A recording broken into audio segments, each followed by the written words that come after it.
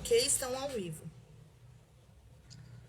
Boa noite a todos. Nós vamos ter hoje uma live muito especial aqui no Tudo sobre o Fígado, uma live conjunta entre a Sociedade Brasileira de Hepatologia e a Sociedade Brasileira de Pediatria.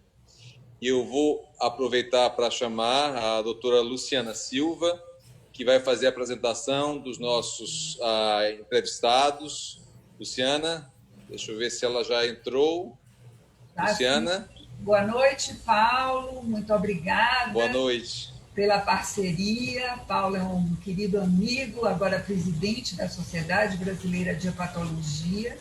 E nós temos, sim, uma interlocução muito grande por causa do surgimento, da criação e do desenvolvimento da hepatologia pediátrica.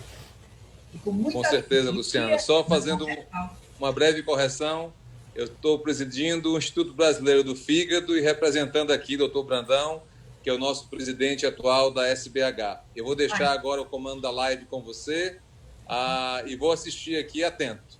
Muito obrigado por ter aceito o convite, Luciana. Até mais. Pois não, até mais, Paulo. Um prazer revê-lo.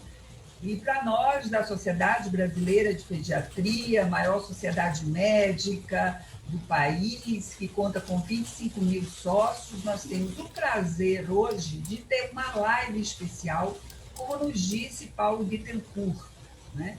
Nesta live, nós teremos como moderadoras duas pessoas amigas especiais, profissionais dedicadíssimas, a professora Gilda Porta, que é presidente do Departamento de Hepatologia da Sociedade Brasileira de Pediatria, entre tantos títulos, a professora Elisa Carvalho, que é a membro do Departamento de Gastroenterologia da Sociedade Brasileira de Pediatria também, dentre outros títulos, e ambas, e nós aqui, eu, Paulo, Gilda, Elisa, estamos aqui muito honrados com o nosso convidado especial, que é o professor Jorge Bezerra, para quem nós temos que fazer uma referência especial.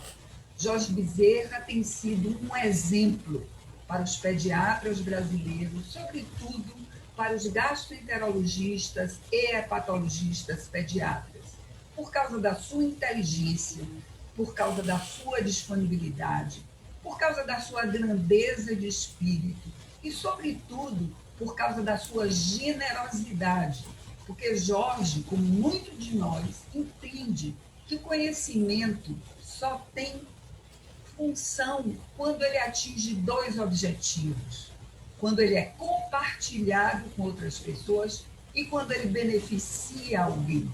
Então, esses dois objetivos, Jorge tem sistematicamente trazido para os pediatras e gastroenterologistas e hepatologistas pediatras do Brasil, de norte a sul, e é com grande orgulho que hoje nós o recebemos aqui para um bate-papo, porque Jorge tem uma história ímpar, que seguramente Gilda e Elisa vão comentar e perguntar, mas, sobretudo, Jorge, aonde passa, deixa um rastro de luz, porque ilumina com sua inteligência brilhante, simplificando o que for de mais sofisticado do ponto de vista científico, para que todo mundo possa compreender. Então, é com grande prazer que nós hoje compartilhamos com os pediatras brasileiros e depois esse vídeo e a sua aula, Jorge, estarão disponíveis também no site da Sociedade Brasileira de Pediatria. Jorge, um grande abraço.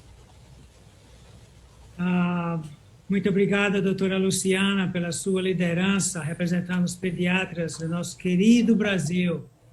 Também obrigada, doutor Paulo, pela liderança dele e fazer com que nós possamos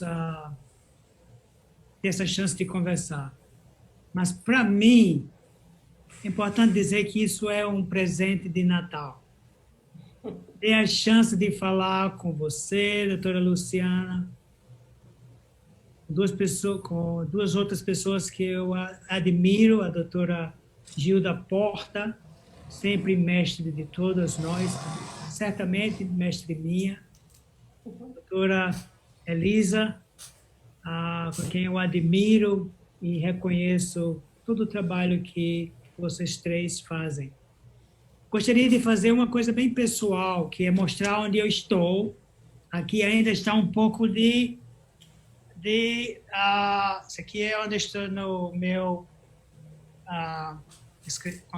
escritório, e aqui ainda está um pouco claro, é 5 horas da tarde, que é o hospital infantil lá embaixo, o hospital de crianças, e estou aqui em um dos edifícios, que é um edifício onde a gastro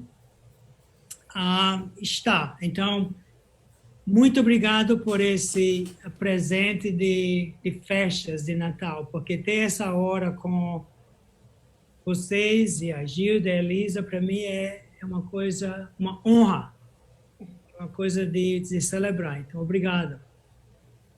Então, agora eu passo para a doutora Elisa e para a doutora Gilda. Acho que Gilda começa, né, Elisa? E nós vamos ter uma hora de puro deleite. Gilda. Obrigado. Luciana, você é maravilhosa e você faz jus do que você é, do que você representa para o Brasil. E eu fiquei muito feliz de você poder iniciar, participar e ter falado as lindas palavras, não só para o Jorge, como para todo mundo, todos os pediatras do Brasil. Eu me sinto muito feliz de poder começar e de introduzir o Jorge, porque eu o conheci há mais de 20 anos, eu acho que foi num congresso em que eu fui conversar com ele e depois nós conversamos, aí eu o convidei para uma aula e foi muito interessante esse intermédio, e depois eu acabei indo para lá para conhecer o serviço dele, e com isso nós ficamos muito amigos, e eu devo muito a ele, nos ensinou muito e continua nos ensinando, e acho que nós vamos ter uma conversa muito interessante hoje. Então, eu vou fazer a introdução, Jorge, que é a minha primeira pergunta, e depois vai vir a Elisa.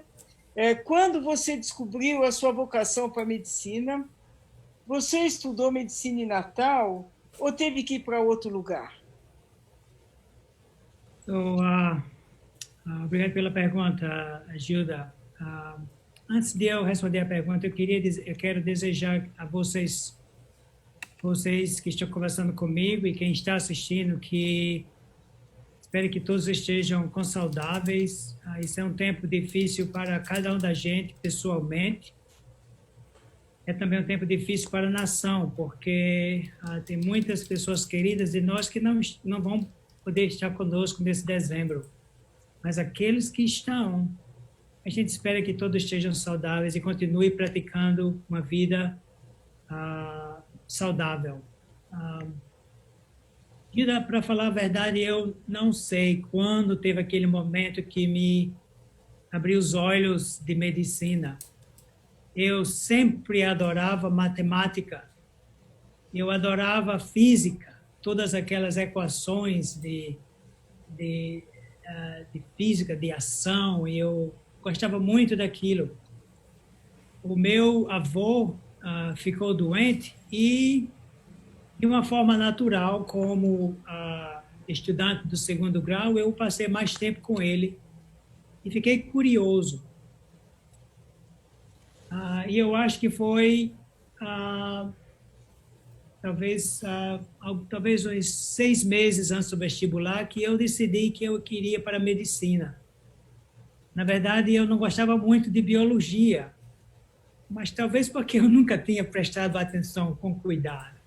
E quando eu comecei a ver a biologia, no último ano do 2º grau, é que as coisas começaram a clarear na minha mente.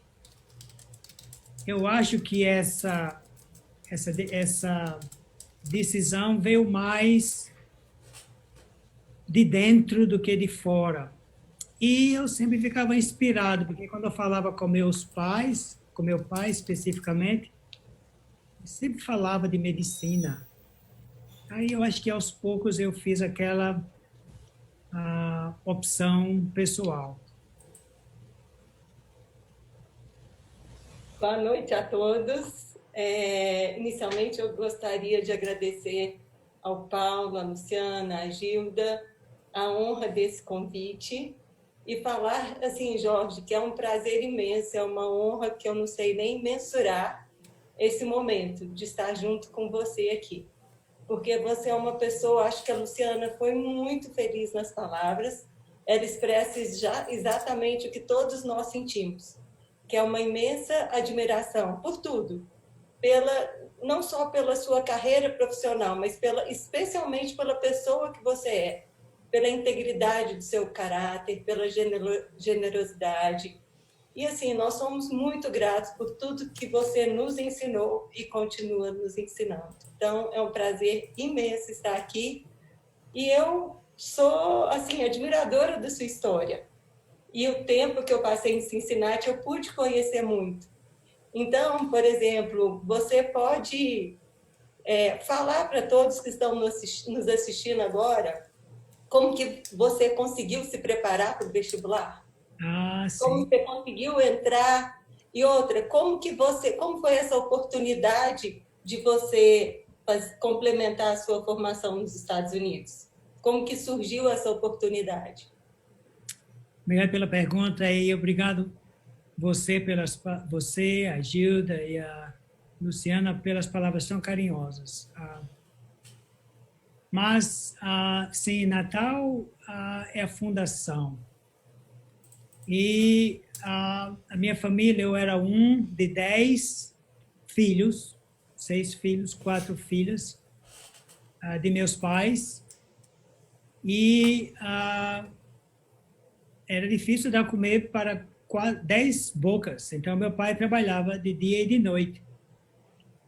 E ele, com minha mãe, tinha uma prioridade na vida. Educação é número 1, educação número 2, educação número 3. O jeito para frente é procurar boa educação. E todos nós 10 começávamos a viver a vida e estudar. Estudar era a palavra mais doce da nossa casa. Meu pai e minha mãe não tinham ido para ginásio e universidade, mas para eles era uma aspiração, uma ambição que eles tinham, que nós, filhos, deveríamos ter uma educação boa. E eu gostava de ir para a escola, não é?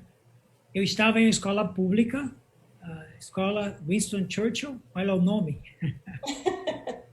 E eu soube que eu fiquei um pouco surpreso que quando chegou em dezembro, meu pai disse, no próximo ano, que é o terceiro ano, é o pré-vestibular, que eu ia mudar para uma escola local chamada Escola Marista.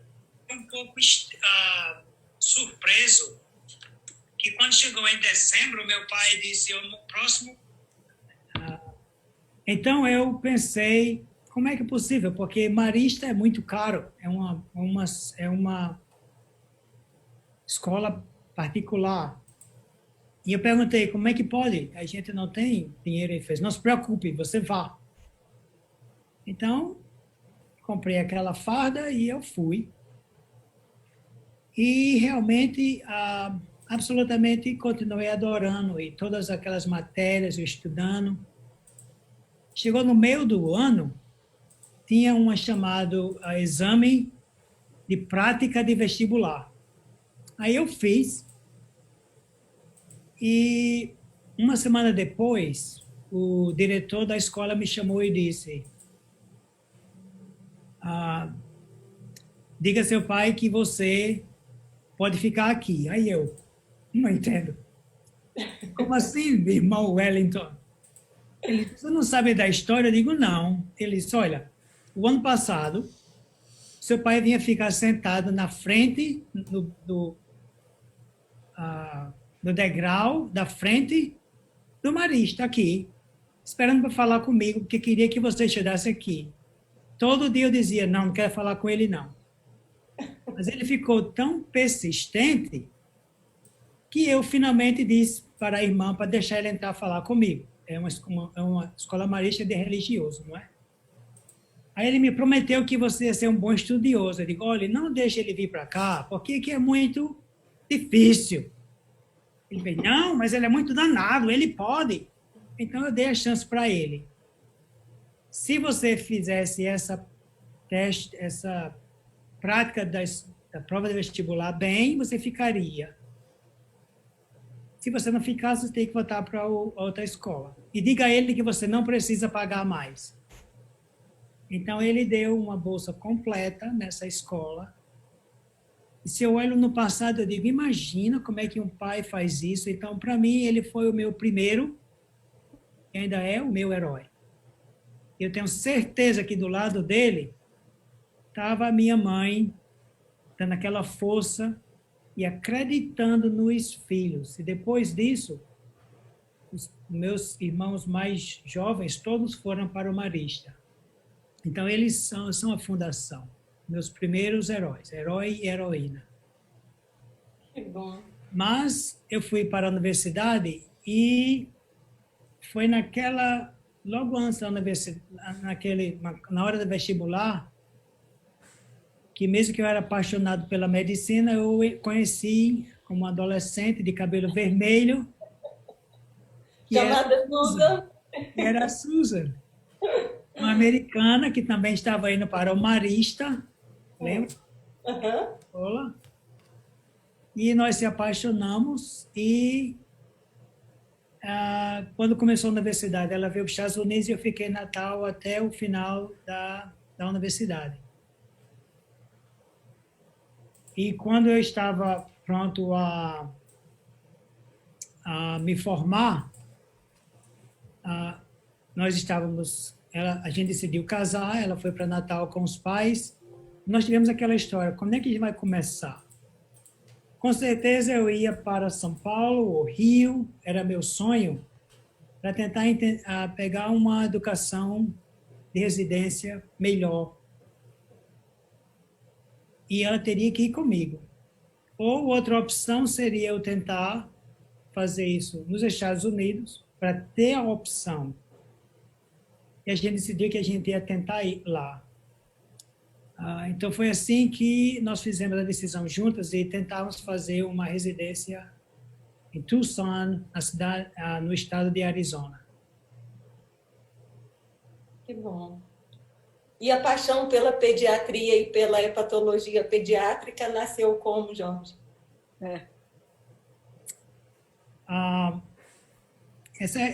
Antes, deixa eu falar uma coisa para você, porque quando eu saí de Natal, eu não sabia o que eu ia fazer, só queria ser pediatra. Mas, quando eu olho além dessa história do heroísmo de meu pai e da minha mãe, tem outra lição que eu aprendi em Natal. E eu volto para Natal antes de viajar para Tucson, Arizona, porque tem uma lição para mim que eu gostaria de abrir para todos. É que uma das coisas que meus pais ensinavam para todos nós, e eu escutei e trouxe para os Estados Unidos, são 3 valores pessoais. Primeiro, fale a verdade. A gente faz, todo mundo fala a verdade. Não, mas talvez, para mim, é falar a verdade. Falar a verdade quando a gente lida com quem está ao nosso lado, mas também falar a verdade como médico. Tão importante quando a gente vê uma família, uma criança ou um adulto, e a gente tenta puxar o que existe de verdade da história, porque faz a gente fazer o diagnóstico. A verdade científica é saber exatamente o que a gente está procurando, qual é os dados. Mas, para mim, a verdade era crítica. Segundo, seja honesto. Honestidade em todos os aspectos da vida. Aspecto pessoal, mas a honestidade intelectual. Saber ficar confortável em dizer eu não sei, quando você não sabe, porque faz a gente procurar resposta. Mas ser honesto em tudo, honesto no que escreve, honesto no que fala. E terceiro, respeitar as pessoas que estão aos nossos lados. Sempre respeitar as pessoas. Esses 3 valores que meus pais ensinaram, eu carreguei comigo. E fiz aquele lá com a Susan, respeitando esses 3 valores. Aí fomos para Arizona. E no Arizona, eu fiz 2 coisas só. Uma, dormia em casa, e segundo, trabalhava. No início, quando eu cheguei lá, eu estava curioso demais para medicina e pesquisa, mas não tinha nenhuma porta. E quando chegamos lá, a Suzana era estudante de universidade, ela decidiu trabalhar. Eu não tinha trabalho, então a gente pediu para apoio do governo. E o governo pagou uma grande porção de um apartamento para a gente morar. E fizemos isso por uns 6 meses, até que eu consegui ter um trabalho como assistente de pesquisa na Universidade do Arizona. Foi aí que começou aquela exposição para pesquisa. Gilda? Foi difícil você deixar a tua família natal e ir para os Estados Unidos? Foi super difícil. Fui o primeiro a sair de casa. E não só fui o primeiro a sair de casa, mas fui sair para muito longe. E, na verdade, a gente não tinha dinheiro nem para telefonar para minha mãe e para meu pai. Nossa. E como é que foi a experiência de você viver no começo em um outro país? Foi muito difícil? Como foi? Foi uma tortura. Mas tinha a Suzana do meu lado, não é? Sim. Então, também tinha a família dela, mas nós dois éramos muito orgulhosos e a gente não queria nenhuma ajuda deles. O pai dela era médico, a mãe era enfermeira, eles tinham uma boa vida, mas a gente ficou lá no cantinho. O condomínio do apartamento era chamado Casa Feliz. Ótimo! E assim a gente tinha uma televisão pequena, a gente comia fígado, a gente comia fígado com cebola e comia macarrão com queijo. Sabe que fígado com cebola é o prato da família do meu pai de Veneza, da Itália. Exato. Foi ótimo. Mas, olha, a primeira porta aberta foi que eu li que tinha um professor que estava tentando contratar um assistente. E ele foi me entrevistar e ele fez 3 perguntas. Eu não sabia da resposta de nenhuma das 3 perguntas. E eu disse para ele, eu não sei, mas estou ansioso para aprender. Ele fez a segunda, eu disse a mesma coisa. A terceira, eu disse a mesma coisa. Ele deu um grito em mim. Bezerra, é claro que você quer aprender, senão você não estava aqui. Vai embora, não quero falar com você mais não. Aí eu saí assim. Fui para casa triste andando. Uma semana depois ele telefonou e disse, vem para cá, vou ensinar você.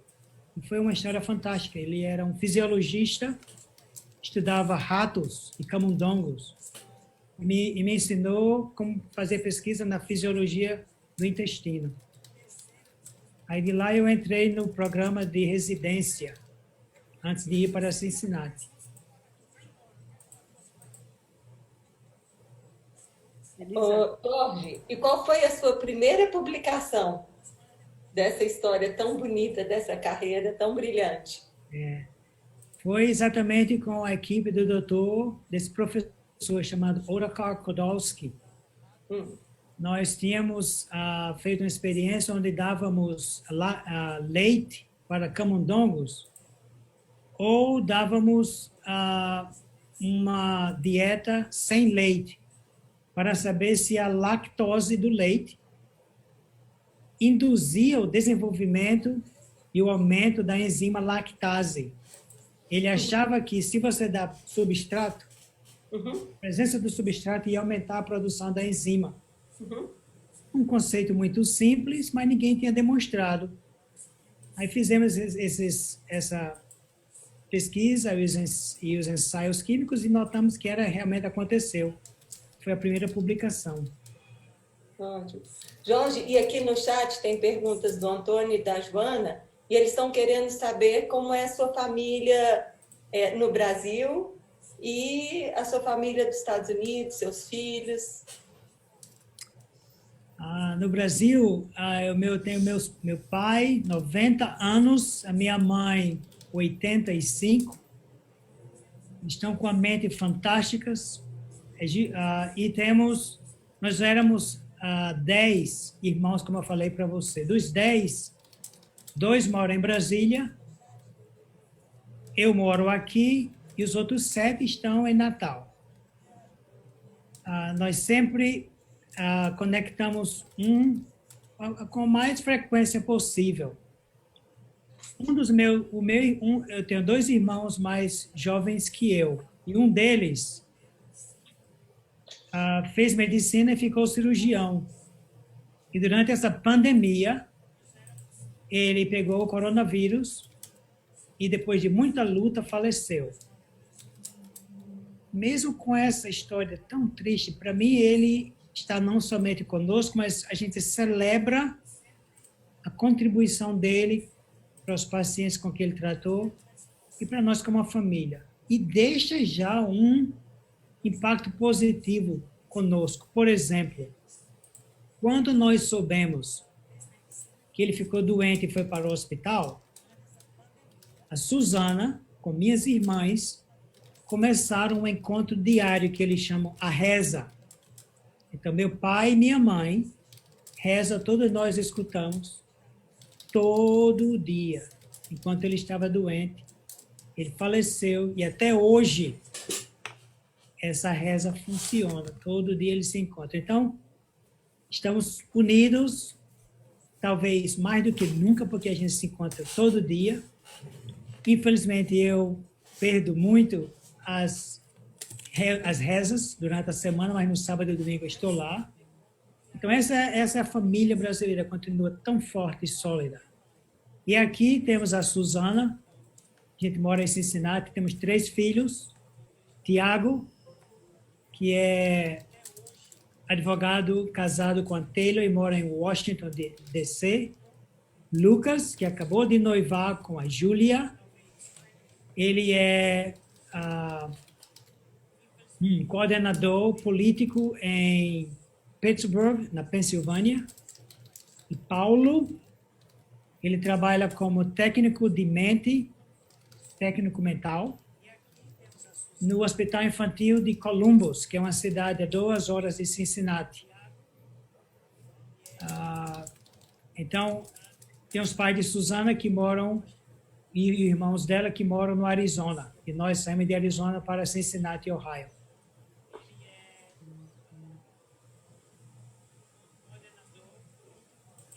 Gilda, acho que seu microfone está desligado. As doenças do fígado podem ter um curso muito grave. Como é que é para você lidar com essas famílias que você sabe que a gente trabalha com pacientes extremamente graves, terminais, que vão para transplante, ora não consegue, que falecem?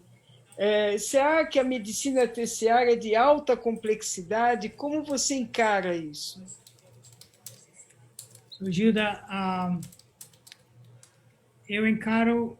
eu acho que antes de ser hepatologista, eu era gastroenterologista, pediatra, e o que aprendi em cada uma dessas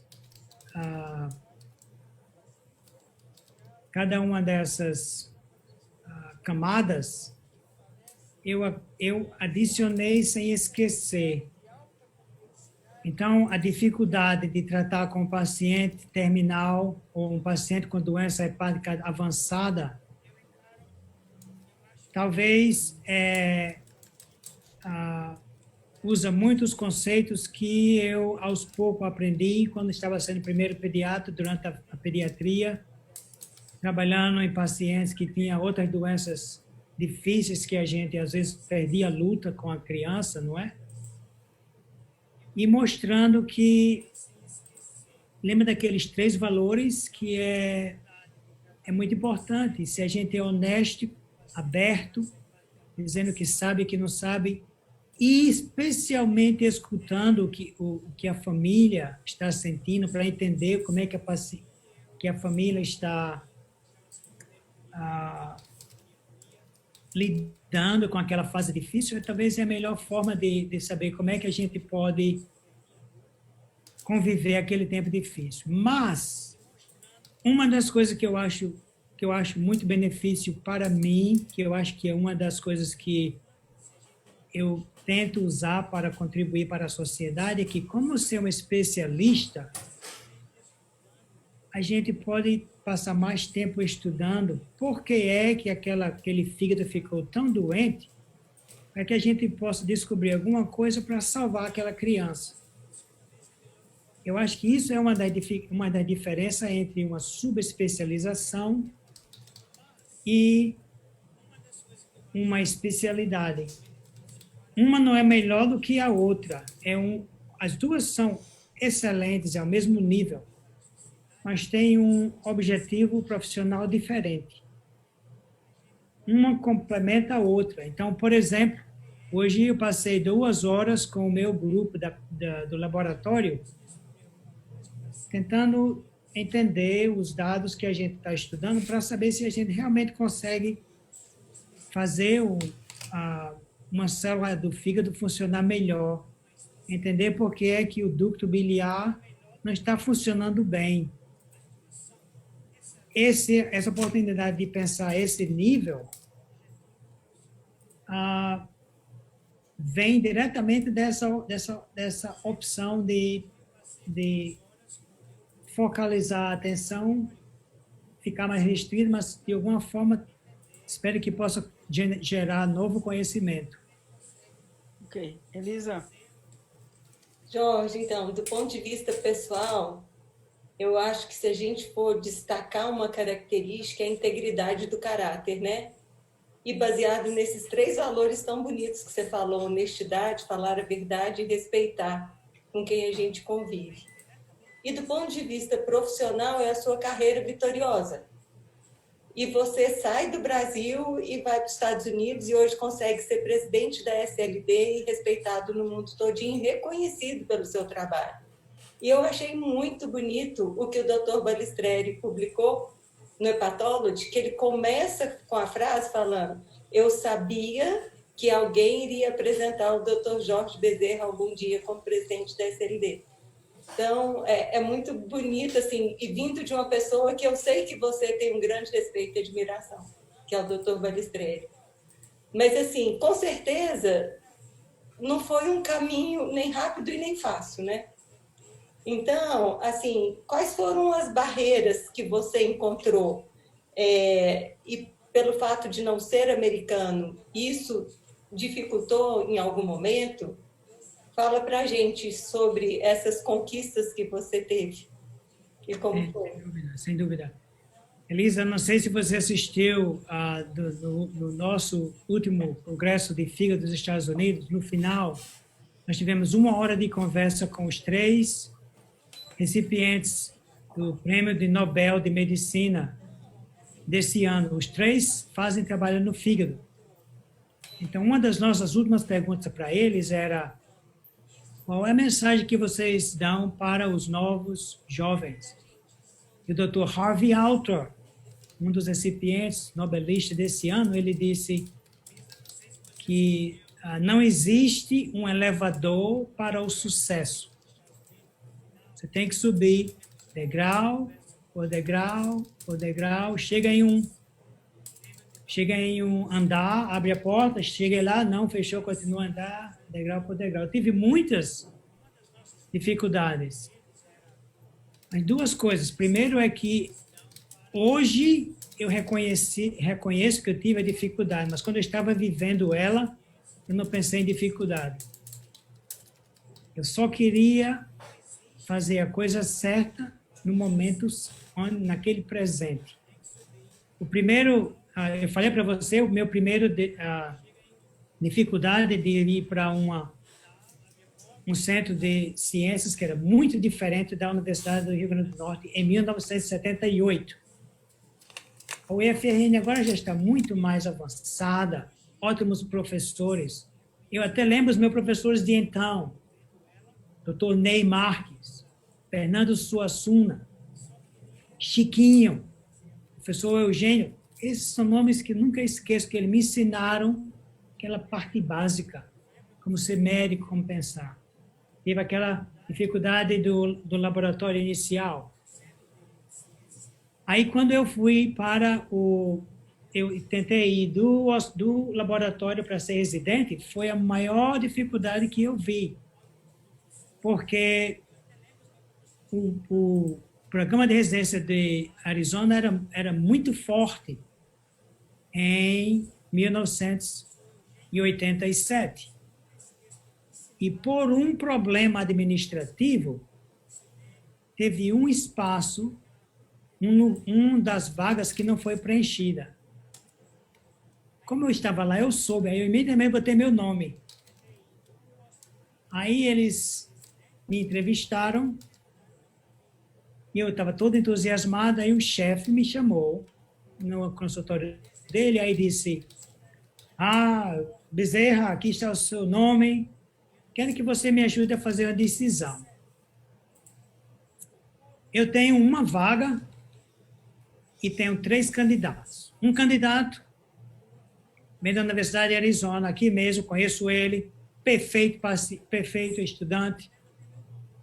Ele não conseguiu ir para a nossa universidade, quer vir para cá, mas estamos procurando um lugar para a mulher dele, que também é residente, quer ser residente aqui, a gente não tem lugar para ela, mas ele é muito forte. Segundo candidato, da Universidade de Duke, muito famosa, o chefe de lá já me telefonou, esse candidato é ótimo, com certeza vai ser uma estrela. E tem você, que vem do Brasil. Faça essa escolha para mim. Como é que você bota, me fala sobre a sua universidade. Falei um pouco. Aí eu disse, olha, eu não sei qual é a sua decisão, mas se eu fosse você, eu escolhia ou da Universidade de Arizona ou de Duke, porque é claro que eu não comparo com eles dois. Que realmente eu estava sendo honesto, falando a verdade minha, tendo respeito. Aí ele disse, ótimo, obrigado por fazer essa decisão por mim. Peço que você seja candidato para residente no próximo ano. Aí eu, muito obrigado, fui para o laboratório. Tirei botei a bata e fui fazer a minha pesquisa. Quase 5 horas da tarde, final do dia, a secretária dele disse, doutor fulano quer falar com você. Aí eu digo, olha, ele vai me demitir. Aí eu entrei lá e ele disse, olha, Bezerra, fulano da Universidade de Arizona vai para tal universidade que eles têm espaço para ele e para a esposa. O cara de Duke vai para tal universidade. Só tem você agora. Aí eu digo, que joia! Ele fez, só tem um detalhe. Eu não posso dar salário para você, que eu não sei se você consegue funcionar como médico aqui. Mas não tem problema, não. Se eu puder ser médico, tudo bem comigo. Quando é que você acha que eu posso ter o salário? Ele disse, depende de você. Aí era como se fosse dar sorvete para mim o tempo todo. Aí depois de alguns meses eu entrei e a vida foi boa. Então, mas foi difícil, não é? Uhum. Isso é uma dificuldade. E teve os outros, mas o importante que eu aprendi quando eu penso no passado, Elisa, é que eu sempre tinha uma visão no futuro, mas dava maior energia para o que precisava fazer hoje. E eu conheci, quando vim para Cincinnati, conheci o professor Balistreri, que é uma pessoa que dá inspiração para outros e deu para mim também. É por isso que eu, naturalmente, senti essa tendência para aprender mais sobre o fígado. Quer continuar, Gilda? Teus principais desafios ao longo de todos esses anos e as forças e assim esse desafio que você foi para Cincinnati e como médico, como pesquisador, como professor e agora como gestor, que você é um grande gestor e deu para comprovar como excelente trabalho que você fez agora, principalmente o teu último trabalho como presidente do SLD. Como é que você encarou todos esses desafios ao longo de todos esses 20 anos, quase 30 anos? Sempre acordando, disposto a trabalhar, subir cada degrau. Mas, Gilda, eu achei muito interessante, tem dois outros princípios. O primeiro, lembra que eu falei da camada de um pediatra, de um gastroenterologista, de um hepatologista? Também tem outras camadas que a gente tem que manter transparente. Por exemplo, não interessa a minha inteligência ou o meu nível de trabalho, os meus objetivos. Eu não tive sucesso sozinho. Eu sempre tive ajuda de outros. Eu pedi ajuda quando eu precisava e eu ajudava outros o tempo todo. Então, eu notei que para a minha carreira profissional progredir, teve muita gente que me ajudou. E cada vez que eu ia progredindo, eu olhava para trás e começava a ajudar as pessoas que estavam ao redor de mim. Então, eu falei de 3 valores iniciais, quero falar de 2 outros. Eu estou anotando tudo aqui. O quarto, não é? É o valor de diversificação. Diversidade, isso. Diversidade humana, não interessa o que a pessoa parece, se é moreno, se é preto, se é branco, se é amarelo, não interessa qual é a religião, escuta para o que a pessoa está falando. Então, cada vez que eu escutava, meu Deus, parecia sorvete de novo. Valor ao comentário ao redor de você. E o quinto é teamwork. Trabalho em grupos. Você não consegue fazer, você consegue trabalhar sozinho, muita coisa, mas se você quiser trabalhar bastante, por muito tempo, você trabalha com outros, não vai sozinho. Como eu tentei manter essas camadas transparentes, então, como eu fui ser diretor da Gastro aqui, quando eu iniciei, éramos 32 docentes da gastropediatria e fígado. Então, quando eu acordava de manhã, eu não pensava mais o que Jorge Bezerra quer fazer, é como é que estão os meus 32 docentes. Porque eles dependem de mim. Eu pensava, ele não depende de mim, mas eles eram minha prioridade, na verdade. Segunda, o paciente. A gente via 20 mil pacientes por mês, mas, na verdade, eu só via 100. Então, se eu quero atender os pacientes, é através de meus professores. Hoje, nós somos 51 gastropediatras. Continua a expandir uma família, aqueles mesmos valores que a gente mantém. Se eu conseguir fazer isso com essa divisão, eu usei os mesmos princípios a nível nacional. Quando eu fiquei presidente da Associação Americana de Estudos de Fígado, eu tinha milhares de ideias. E eu era participante, membro desse chamado corpo governamental dessa associação. Pessoas, cada um deles, são 10, outros somos 11. Cada um deles tem muito mais qualificação do que eu tenho, sem nenhuma dúvida. E eu, cheio de ideias. E no final de fevereiro, eu tive que completamente mudar minhas ideias, porque tinha uma coisa chamada COVID, coronavírus, que tirou o tapete debaixo de nossos pés. A associação não sabia o que fazer, ninguém sabia, não é? Então, o que você acha que eu fiz? 5 valores: escuta, escuta, começa a conversa, e começamos a fazer decisões que era muito difícil. Por exemplo, essa a gente pode ter o Congresso Anual do Fígado. Nós fomos uma das primeiras sociedades que fizemos, não vamos fazer. Aí, todas as despesas que vêm com aquilo, mas tinha toda a equipe para prestar atenção. Mas eu tinha uma coisa que não mudava, que era: esse ano não pode ser um ano anulado para a especialidade, porque os pacientes com fígado precisam dos hepatologistas. Nós precisamos avançar o campo, então a gente não pode simplesmente esperar que essa pandemia desapareça. Além disso, eu pedi a todos os membros daquele corpo governamental para abrir os ouvidos. Então, os membros começaram a sugerir coisas.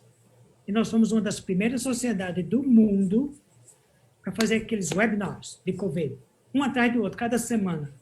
Cada um deles eu tinha pelo menos 20 pessoas trabalhando para desenvolver aquela hora de conversa, aprendendo, tentando ler o que estava saindo em China, na Europa, a doença estava começando a aparecer em Nova York. Então, comecei a receber as pessoas para dentro da associação e dar espaço para eles fazerem propostas.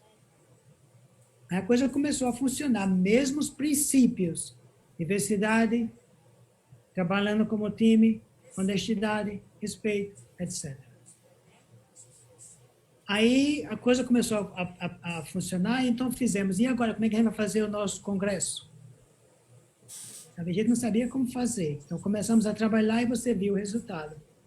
Não só fizemos o campo progredir, mas fizemos coisas de última hora que até aumentou, eu acho, a qualidade do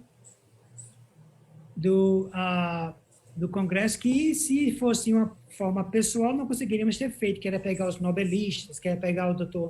Anthony Fauci para dar aquelas palestras que todo mundo adorou. Então, sendo presidente da associação, que para mim é um privilégio profissional imenso, não é tão diferente do que ser diferente de diretor da gastro, ou chefe do laboratório, ou na clínica com o paciente, por 4 horas dentro dos pacientes, para cima e para baixo.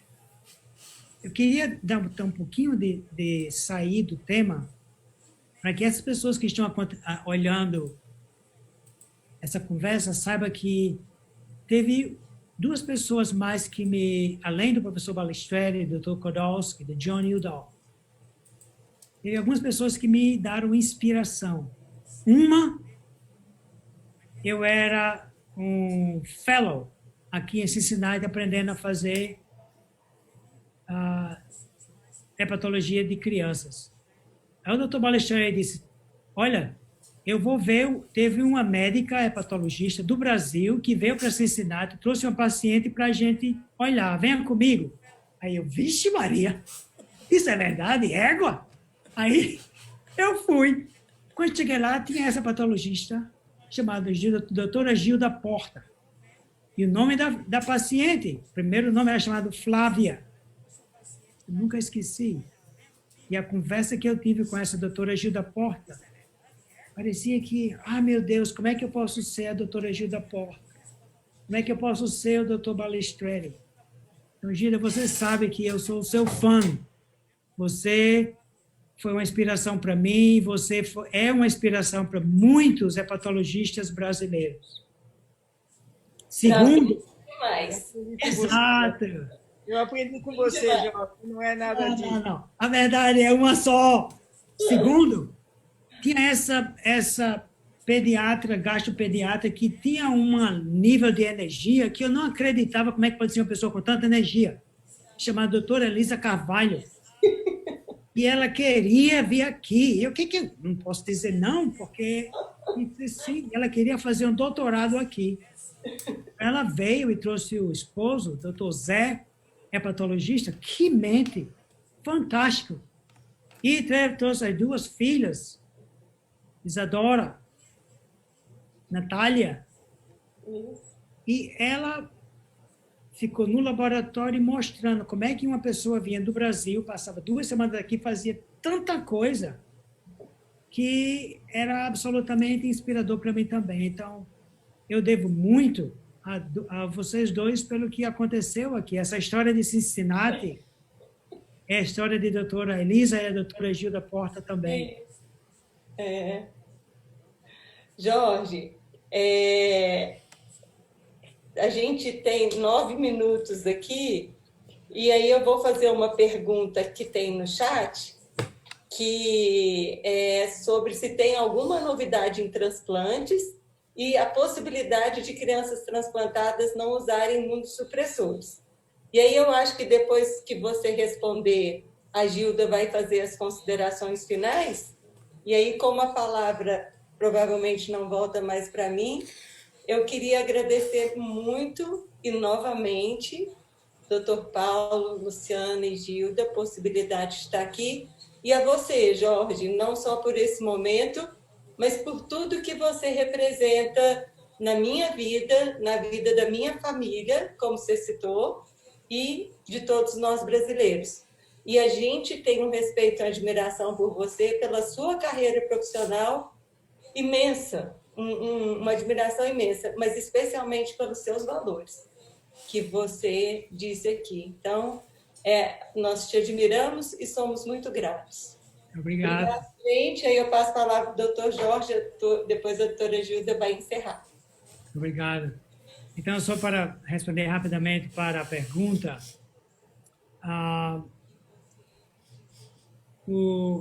existe um sonho que todos nós hepatologistas temos, que é descobrir quais pacientes que podem parar a imunossupressão depois do transplante hepático.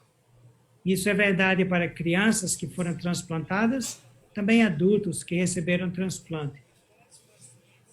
O conhecimento ainda não consegue dizer quais são as pessoas que conseguem viver sem imunossupressão. Existem pacientes que já estão sem imunossupressão. Nós fomos partes do estudo clínico para identificar os pacientes que poderiam ter imunossupressão retirada. E para cada um que conseguiu ser retirado, teve vários que não conseguiam retirar, que desenvolveram a rejeição. Então, atualmente, eu sugiro que isso seja feito, se for decidido que seja feito de uma forma controlada, com grande supervisão e como parte de um estudo clínico, porque atualmente ainda precisamos de dar imunossupressão para que o transplantado tenha uma vida de qualidade e o fígado esteja de uma forma saudável. Mas o futuro vai mostrar que poderemos fazer isso em pacientes selecionados. Ok. Agora, a última pergunta, Jorge. Você vai terminar, eu vou agradecer a oportunidade de estar junto, nós estávamos todas juntos, a Elisa, você, a Luciana e o Paulo, eu agradeço muito, e mais uma vez, eu que tenho que agradecer você, não você que falar o que você falou, porque você sempre nos ajudou, você continua nos ajudando, e eu acho que é uma inspiração para todos nós. E a última pergunta é o seguinte: você teria alguma mensagem para um pediatra, para um hepatologista em formação no Brasil? Alguma mensagem para todos nós brasileiros? Muito obrigado de novo, Jorge. Sem dúvida, Gilda. O Brasil é um país único, que para mim está ao mesmo nível de qualquer outro país do mundo. Os nossos genes, as nossas pessoas são super criativas. Eu tenho exemplos de médicos brasileiros idades diferentes,